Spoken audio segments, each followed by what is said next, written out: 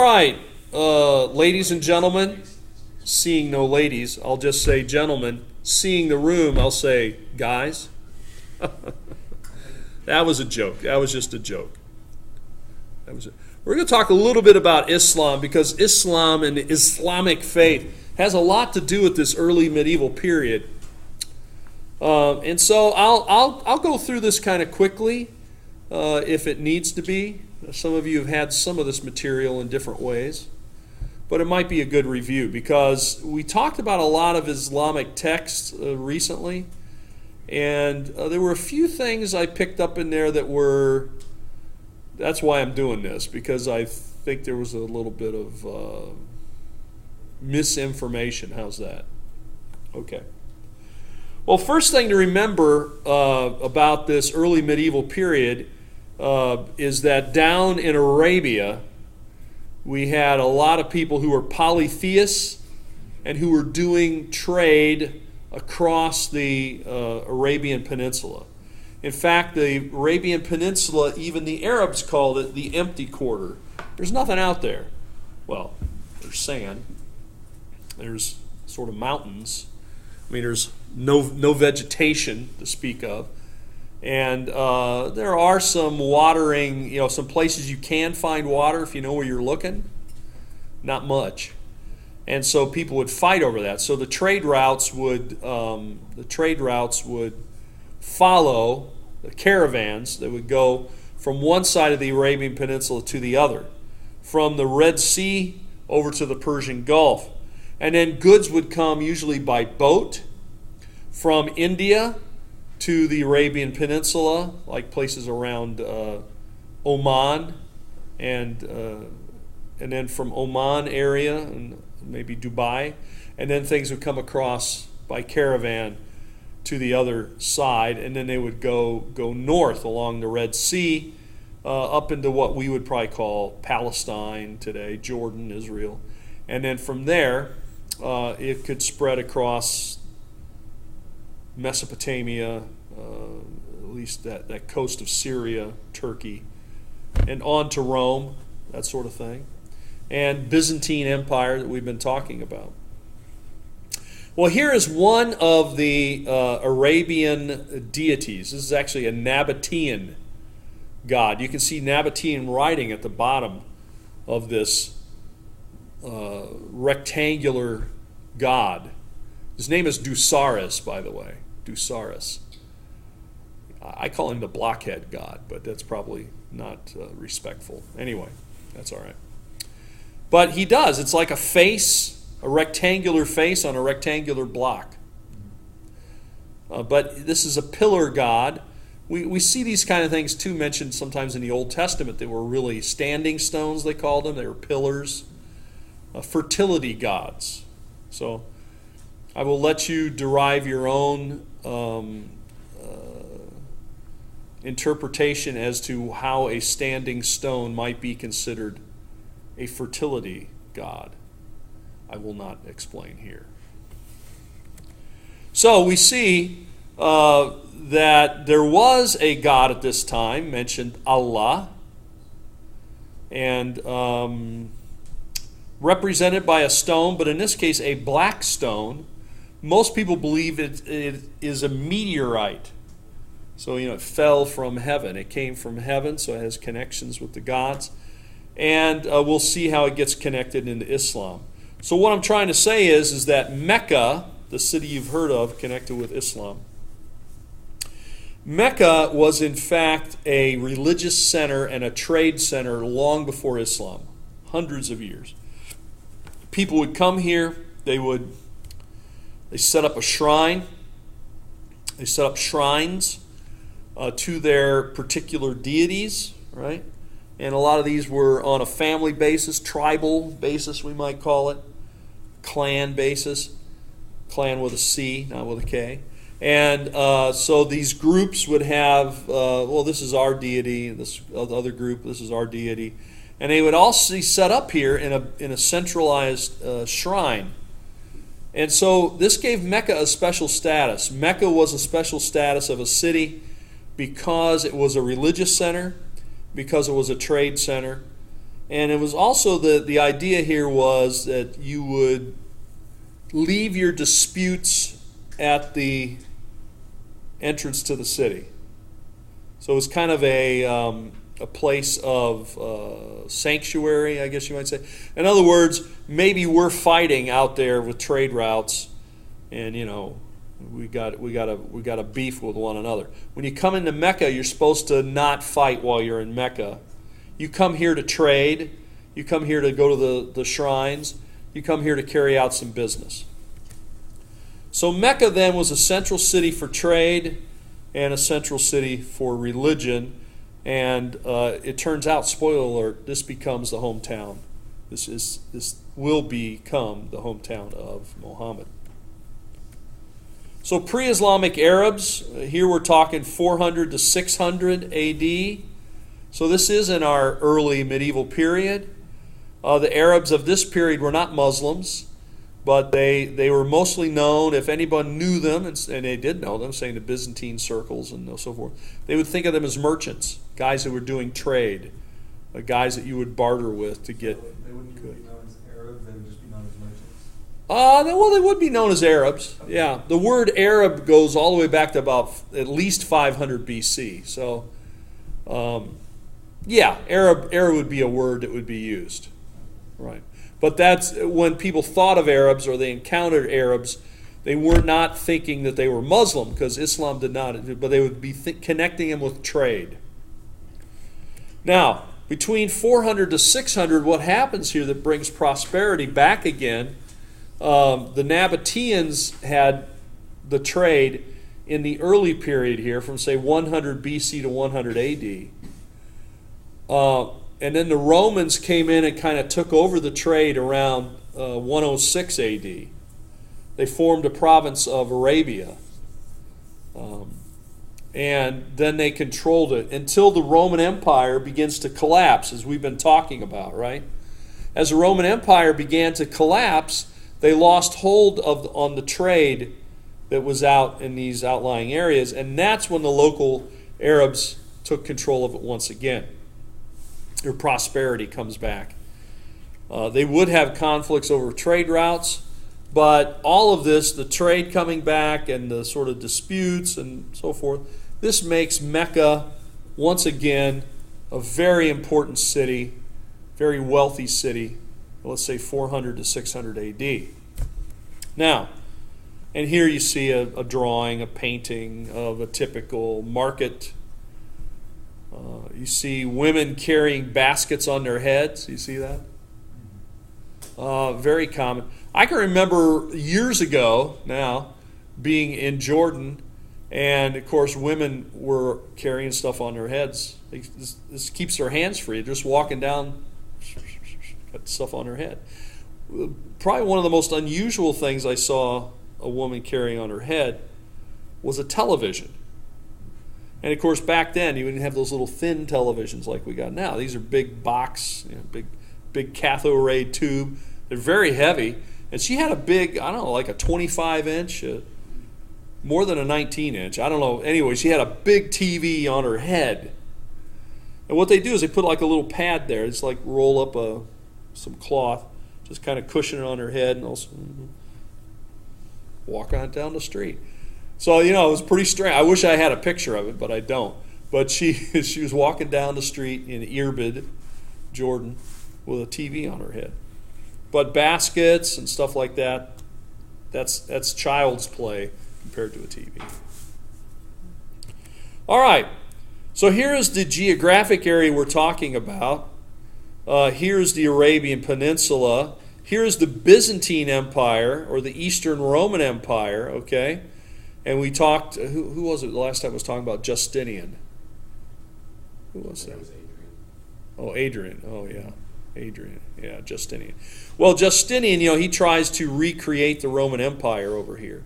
So, at any rate, so that's what you have going on here. Over here is the Sasanian Empire. Sasanian Empire is connected with Persia or Iran. And basically there's a lot of conflict between the Byzantines and the Sasanians. Down here, none of these people care about it. Why? Nothing there. Nothing there. I mean, And you see along the coast here, along the Red Sea coast, you got Yatrib. You got Yatrib, and you've got Mecca. Yatrib later takes the name Medina. Medina is the Arabic word for the city of the prophet. But its real name, or its original name, is Yatrib. All right, and it's not until the 20th century, about 100 years ago, when they discover oil here, that anybody got interested really in Arabia. So I heard somebody ask, I don't know what it was, some kind of news thing, well, do you think that, somebody asked, do you think the interest of the United States or whoever is because of the oil in Saudi Arabia? And I'm thinking, nobody cared about Saudi Arabia at all until there was oil. So the short answer is yes. I mean, if there wasn't oil in Saudi Arabia, no one would care about Saudi Arabia. Not even the Saudi Arabians would care too much about it. I mean, that's what's made them wealthy, and that's what their economy is built on. Anyway, what I'm saying is, their economy here was built on, you can see this route going from the Persian Gulf, like around in here. This is Oman, okay? Up in here is Dubai. So most of the goods were coming from India. India is just off the map here. It's over here. And so goods would come from India over to this coast. Then they go from here, see, across to Mecca, then up and up and on. Sometimes by ship this way too. But these guys, these Arabs, become the consummate middlemen. Yes? The passage that Muhammad took, it was from Medina to Mecca or Mecca to Medina? Well, he lives in Mecca. He does, when he makes his journey, his hijrah, it's from Mecca to Medina. So he's going north. But then a few years later, I think about 8 years later, he comes back with an army and he takes Mecca. Okay, so yeah, but the calendar is set with the other journey going north. All right, so this is when Muhammad enters the picture. Muhammad's dates roughly 570 to 632. Okay. He was born, obviously his family was involved in trade, being a merchant. But I think an interesting thing, important thing to remember, is that he was orphaned about the age of 6, most people say. And within the Arab society, the Arab way of thinking, family was everything. If you didn't have family, family was your identity, family was your protection, your livelihood, everything. Still today, if you go and meet Arab people, family is what it's all about. So, if they want to get to know you, they're going to ask a lot of questions you might think are too personal, right? They're going to ask you, are you married? Do you have any children? How many children do you have? How old are they? What kind of job do you have? How much money do you make? These are the kinds of things they're going to ask you, and they're going to ask you that all in a pretty fast order. You just kind of meeting them. You're thinking, hey, you're kind of nosy, we might think. But for them, that's how you get to know people. And that's what's important, is your family. If you don't have a family, if you don't have children, if you're not married, why? Why not? What's the matter? Sort of like this is just, it's very expected. So when it says that Muhammad was orphaned, that is, that's critical, especially in this culture. Now, his grandfather and his uncle kind of helped to take him under their wing. But his uncle, I think, is kind of hard on him. At least that's, he sends him off to live with the Bedouin to toughen him up. Go out there and live with the Bedouin for a while. Those guys, they roam around, live off the land, so to speak. And so he gained a real respect for the Bedouin, and that's going to be very important too, because then the Bedouin respect him, because he kind of knows some of the Bedouin ways, and so he'll find support there. Muhammad then will become wealthy the old-fashioned way. He marries it. So this is my recommendation to you. I give it to all my students. It's as easy to fall in love with a rich person as a poor person, and anyway. So I guess it's not romantic, but is it supposed to be romantic? I think romance is more a Hollywood thing than it is a. Well, anyway, I'll leave that up to you. Pragmatism versus idealism. Yeah. I mean, most people, most married people, fight about money, and mostly because they don't have enough money, and so they fight over how they're going to use the money. Now, I'm not saying there won't be any fights over money if you marry somebody who's wealthy, but what I'm saying is, money. Well, money is not everything, but it is something. That's what I'm saying. It is something. So anyway, this is why This is why probably if you guys meet a young lady and you decide you're going to get serious about this young lady, at some point, I'm just telling you, if this hasn't already happened, it will happen. There's going to be a little thing like, hey, let's have, my parents are coming. They've invited us to dinner. Something like that, either to their house or out to a restaurant. There will be a meeting of the parents. Okay? And I'll tell you what that's all about. They want to find out if you're going to make any money. Are you going to have a job? Are you going to be serious? Are you serious? Are you have a job? Do you have a plan? If you tell them, if you want to sort of end it, you just tell them that, you're going to be like a freelance travel photographer. That's your plan. And, that you're going to live on love. Tell them you're going to live on love. Use that a lot. And tell them stuff like two can live as cheaply as one. They're going to like that kind of talk, too. I use the Peace Corps normally. That's a good answer. Peace Corps is a very good. I intend to go into Peace Corps and stuff like it. Yeah, anything that doesn't equal a job, stability, money, grandchildren. These are the things that I'm just telling you. Yeah, we're all about the love, but there's also the practical side of things. And so the father might even take you aside, depending on how traditional and how forthcoming he is. He might actually take you aside and say something like, as I heard one guy say one time, there are ladies who are low maintenance and ladies who are high maintenance. My daughter is high maintenance, so get used to it, basically, is what he's saying. That always encourages the romance. Anyway, what I'm saying is he got the money the old-fashioned way. He married the widow of his boss.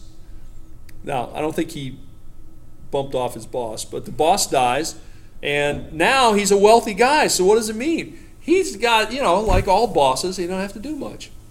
As we've all had bosses who, not any of my current bosses, of course, are very hardworking. But in the past, I'm talking, like long ago, I've heard stories about bosses that just kind of sit around thinking up things for people to do, and they don't do that much themselves. Of course, no one currently. Yes?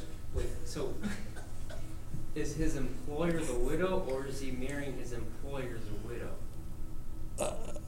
Well, his employer was married. He died. Now he's marrying the guy's wife, his widow, his former wife. Yeah. I think there might have been a little time in there where the widow was his employer. But then they got married, and now Mohammed is the big wheel. He's the boss. So what does that mean? He's got time to go up in the mountains and hang out. Why? Because he's a wealthy guy. He's the boss. He doesn't have to work.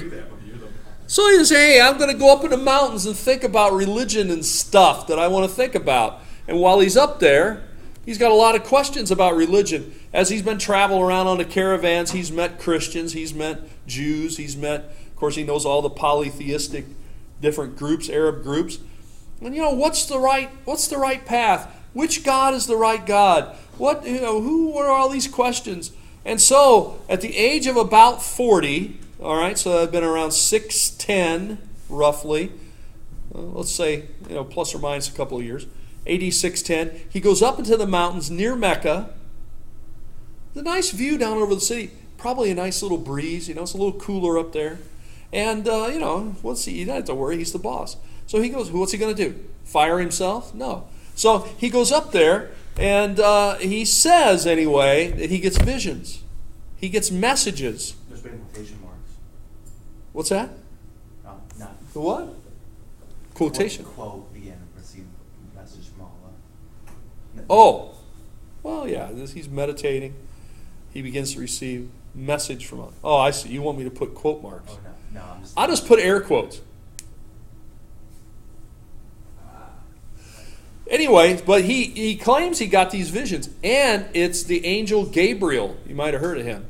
The angel Gabriel. So Gabriel, he says, comes to him and tells him things. He said, Muhammad, yes, you got a lot of questions. God knows you have a lot of questions. And he's going to give you the answers. What you need to do, Muhammad, is to go down into the city of Mecca, where they have all those different idols, all those different gods. You need to tell them there's only one God. There's only one God. There's not many gods. So this becomes the basic teaching then of Islam, basic teaching that Muhammad delivers in his, if you want to call it preaching, or his oration of his receiving this as a prophet, that sort of thing. See, this image, which was drawn, I think, probably in like 1800s, I found online, is supposed to be Muhammad preaching, and he's holding the book and he's preaching much like a guy would preach in a church. That's not what Muhammad did. So this is a misnomer. If he received messages from Allah, then Joseph Smith believed Jesus when he come to Missouri or something like that. Yes, there are some interesting parallels there with our friends related to a guy named Joe. Yes, there are. We could talk about that too, but maybe not right now. But yes. I don't know quite how that fits into the early Middle Ages.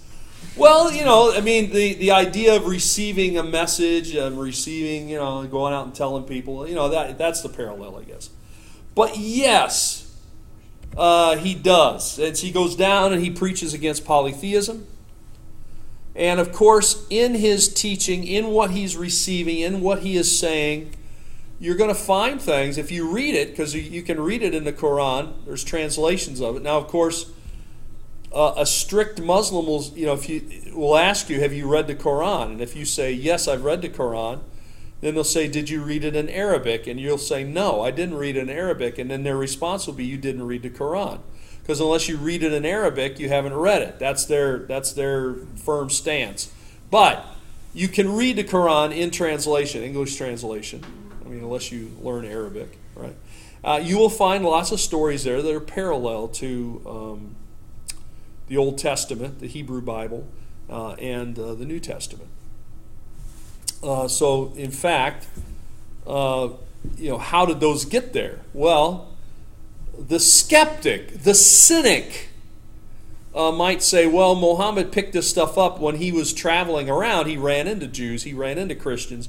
He was interested in religion and things, and he talked to them about it. And so he picked up their stories, their ideas, and then that's how it made its way into what he was saying. Now, the loyal Muslim would say, no, Muhammad, the reason that there's similarities, they would say, is because the God of Islam is the God of the Jews and the God of Christianity. That's all one God. And so the message is coming from a common source. Since the message is coming from a common source, that explains the similarities in the three. Okay? In other words, the Jews had their prophets sent by God, Allah, they would say in Islam. And the Christians had their prophets sent by Allah. And now, of course, we have Muhammad, the final prophet, sent by Allah. So since all these are prophets of Allah, well, yeah, there's going to be similarities in their stories because it's coming from the same source. All right. Quran, usually people spell it today with a Q. Q-U-R-A-N. Sometimes you see it spelled with a K. K-O-R-A-N. Well, here's the Quran. Here is a picture of a Quran. You can see many times they are simply, formed, designed, very straightforward. Other times, perhaps more elaborate. Calligraphy becomes a big thing within Islamic art and practice. I've seen the Quran written, so I was told, completely written, transcribed onto the shell of an ostrich egg, which is about that big, the spirally, all the way up from top to bottom, I guess. Or I don't know which side started. Anyway, there it is. So you can find it in all different forms. What is the Quran? The Quran literally means to recite or recitation. That's what the word Quran means. And in it is the idea that Muhammad recited what God had told him through the angel Gabriel. The message angel Gabriel brought him from God. Muhammad just recited it. So the Quran then is not Muhammad's words. It's God's words recited by Muhammad. In fact, strict Muslims have told me, and they're very adamant about this, that Muhammad was illiterate. He could not read and he could not write. And so, at one time I thought, well, that's kind of strange. Why would you, even if that was true, why would you really? They stress it. Why do they stress it? They stress it because to them it indicates how amazing it is that an illiterate man could recite the Quran, which if you ask any Muslim is going to tell you, the finest Arabic ever is the Quran. In other words, the standard by which all other Arabic is measured. And here's a guy who's illiterate. So for one thing, it endorses where it came from. It also says, well, Muhammad didn't read the Bible or something, didn't read the Old Testament, New Testament, and sort of lift stuff out of there. He didn't study these things because he couldn't read or write. This came to him as a revelation, I guess we would say, as a prophecy. Anyway, I can tell you that's what they will tell you, that he couldn't read or write. Now, so the word Quran means to recite. The word Islam means to submit. Submit.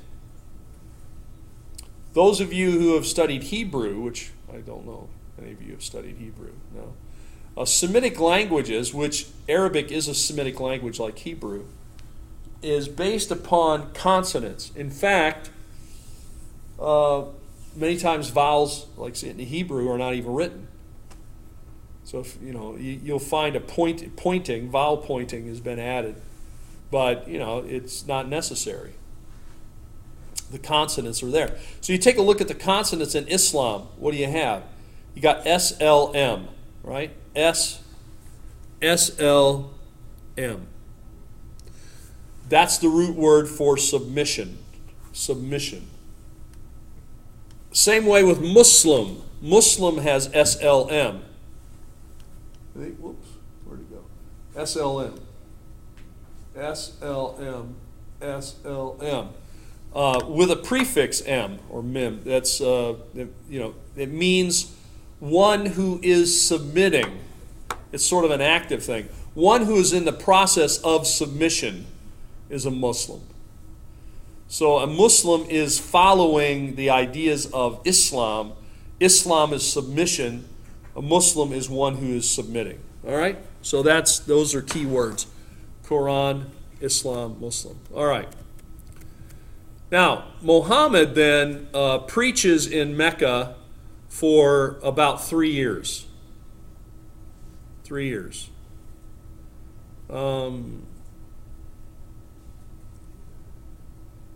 He doesn't get many followers. The estimates vary, but it's 30, 50. It's less than 100 people. Most people would agree. Less than 100 people accept it. Probably even less than 50. And it's mostly his relatives, his wife, some of his cousins, maybe his uncle, A few people accept his message. Most people do not. They're not interested in this. They don't accept it. And so finally, in the year 622, Muhammad leaves Mecca and he goes to Medina. So he's traveling north in 622. This is called the Hijrah, or the flight or the journey.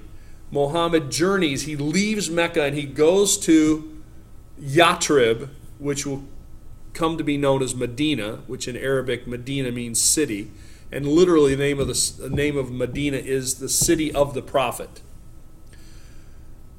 And then about 8 years later, things take off there. More people accept it. Bedouins in the area accept it outside. People in the and then he actually forms an army. They go on a raid. They go on a maneuver, whatever you want to call it, a military action. They go south and they take Mecca by force in 630, AD 630. Okay? And so this is a big turning point. When he leaves Mecca, that's one big turning point. When he comes back to Mecca, obviously that's another one. By the way, in the period when Islam begins to the time that they take Mecca, Muslims pray in the direction of Mecca. They're not praying in the direction of Mecca then. They're praying in the direction of Jerusalem. So there's at least 8-10 years, maybe more, where Muslims are praying in the direction of Jerusalem.